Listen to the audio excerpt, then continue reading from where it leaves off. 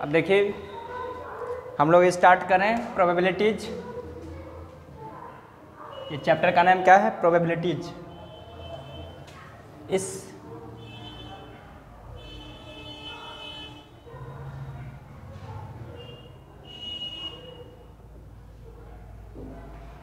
Probabilities है chapter का name. और इस प्रोबेबिलिटी में आज हम लोग स्टार्ट करें मल्टीप्लिकेशन रूल्स। इससे पहले हम लोग स्टडीज के एडिशन क्लीन आ रहा ना, धुंधला नहीं ना आ रहा है। तो देखिए प्रोबेबिलिटीज में हम लोग आज स्टडी करने वाले हैं मल्टीप्लिकेशन रूल। हमने लास्ट क्लास में बताया था कि एक एडिशन होता है और एक मल्टीप्लिकेशन होता है, ठीक ना। तो मल्टीप्लिकेशन रूल्स में देखिए क्या होगा, multiplication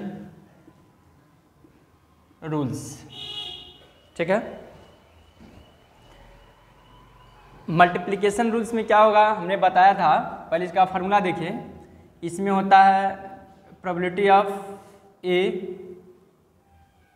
intersection B is equal to होता है probability of A into probability of B, ठीक ना।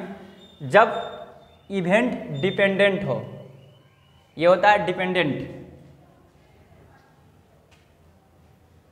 ठीक है। एक होता है probability of A union B is equal to probability of A into probability of B by A. तो देखिए यहाँ पे देखिए, इससे पहले हम लोग पढ़े थे एडिशन में जो इवेंट म्यूचुअली एक्सक्लूसिव हो, ठीक ना, और नॉट एक्सक्लूसिव हो। यहाँ पे है जब हम लोग को इवेंट डिपेंडेंट हो तो ये फार्मूला अप्लाई करेंगे, जब इवेंट इनडिपेंडेंट हो तो ये फार्मूला अप्लाई करेंगे। डिपेंडेंट का मतलब जरा समझिएगा, डिपेंडेंट बोले, इनडिपेंडेंट का केस होगा तो ये होगा, यानी कि इनडिपेंडेंट, इनडिपेंडेंट, ठीक है। और ये होगा डिपेंडेंट,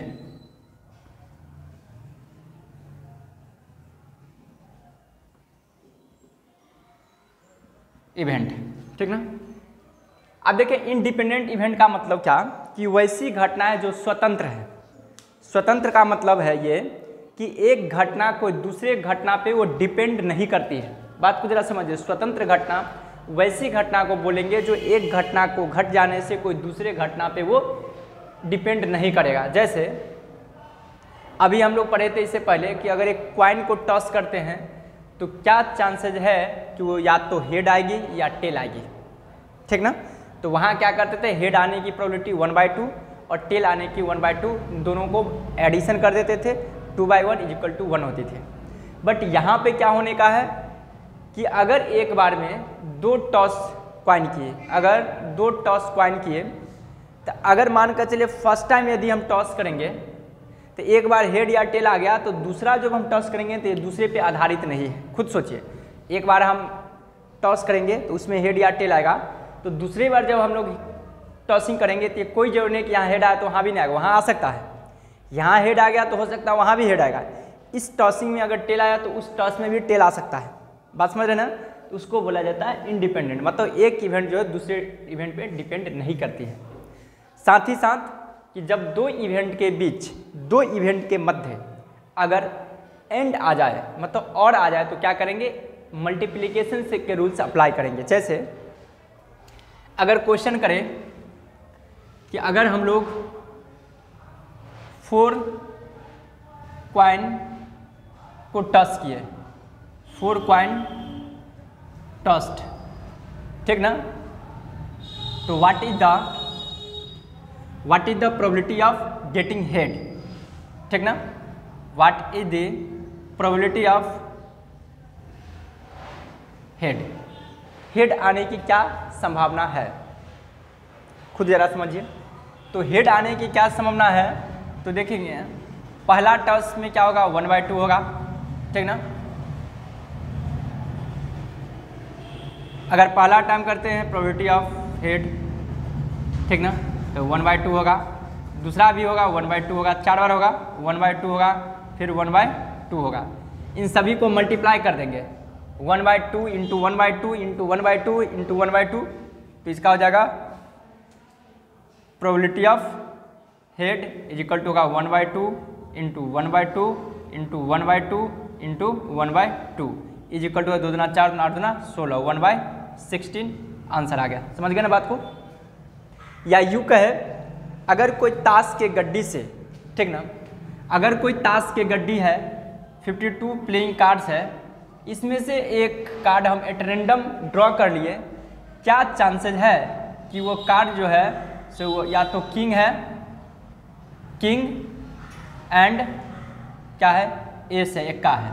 मतलब क्या कि अगर हम ताश के गड्डी से एक प्लेइंग कार्ड्स में से, प्लेइंग कार्ड्स के पैकेट से एक कार्ड को ड्रॉ कर लिए, क्या चांसेस है कि वो कार्ड जो है से किंग एंड एस है, मतलब इक्का है। तो देखिए और आ रहा है, एंड आ रहा है, मतलब किंग एंड एस।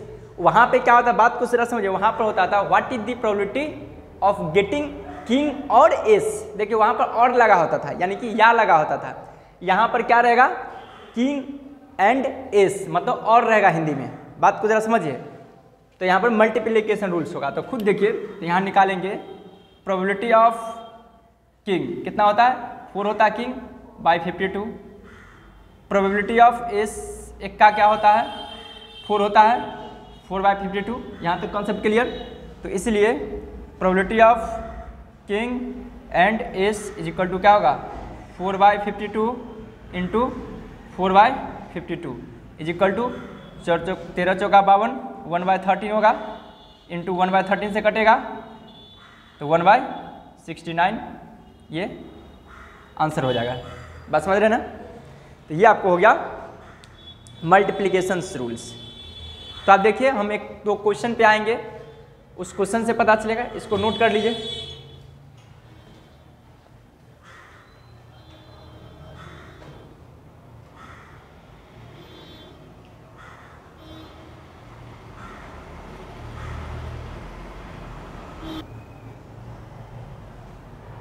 अब देखेंगे यहाँ पे क्वेश्चन है,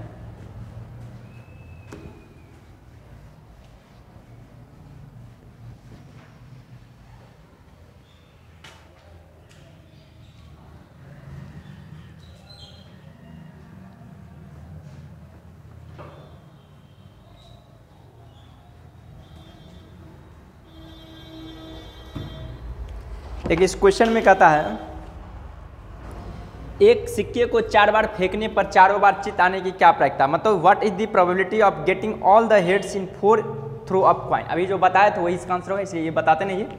अभी नहीं बोलते एक सिक्का को 4 बार उछालेंगे तो 1/2 प्लस इंटू हो जाएगा। अब आते हैं इलस्ट्रेशन नंबर 22 पे, ठीक ना, जिनके पास बुक नहीं है। तो देखिए 2 में क्या कहता है, A dice is thrown twice. Find the probability of obtaining a 6 in the first trial and an odd number in the second trial. देखिए एंड लगा हुआ है, तो ये आपको हो गया 22, ठीक ना। कहता है एक डाइस को 2 बार फेंका गया, ठीक ना। कहता है ए डाइस इज थ्रोन ट्वाइस, एक डाइस को 2 बार फेंका गया, यानी कोई डाइस है, इसको 2 टाइम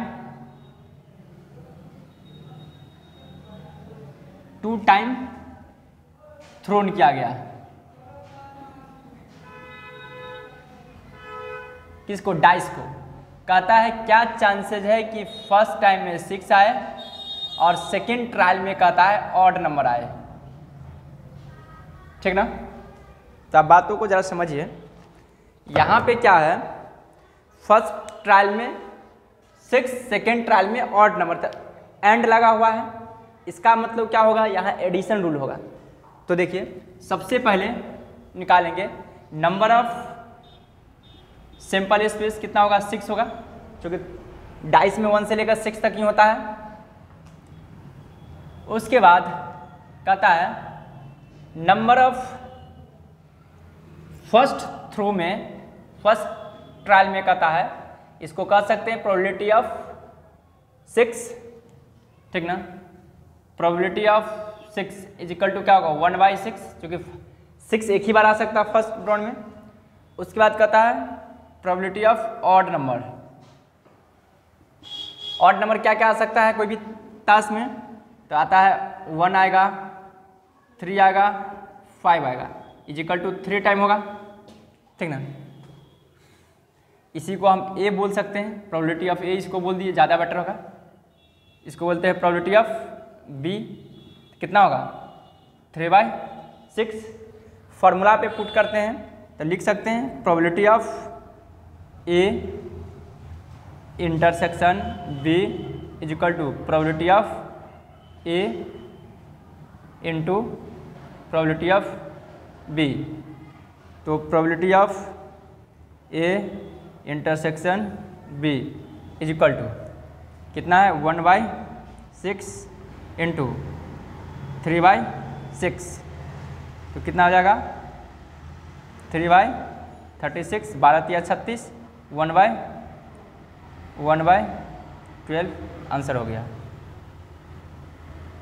ठीक है।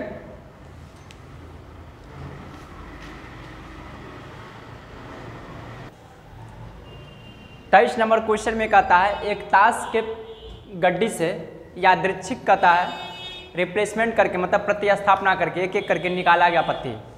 क्या प्रायिकता है, क्या चांसेज है कि वह पत्ती किंग एंड क्यून है। तो बात समझिए जरा,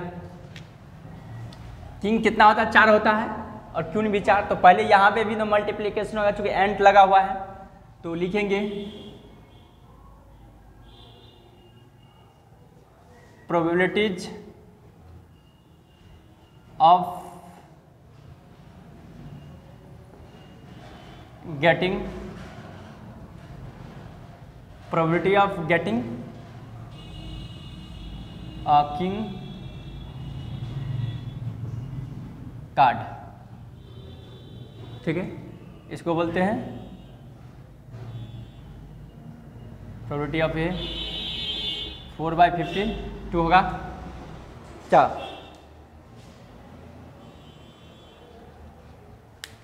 उसके बाद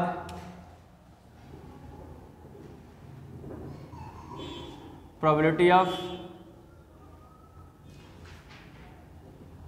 getting a queen card, probability of B is equal to हो जाएगा 4/56। इसलिए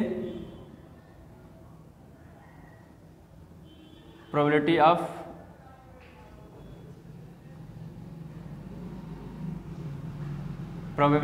getting a king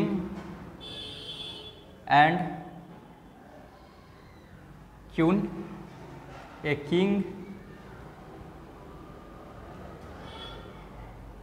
king and queen card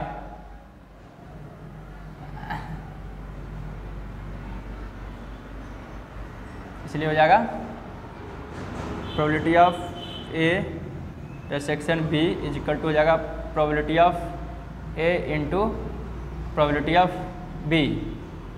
तो probability of A B is equal to हो जाएगा कितना 4/52 इंटू 4/52।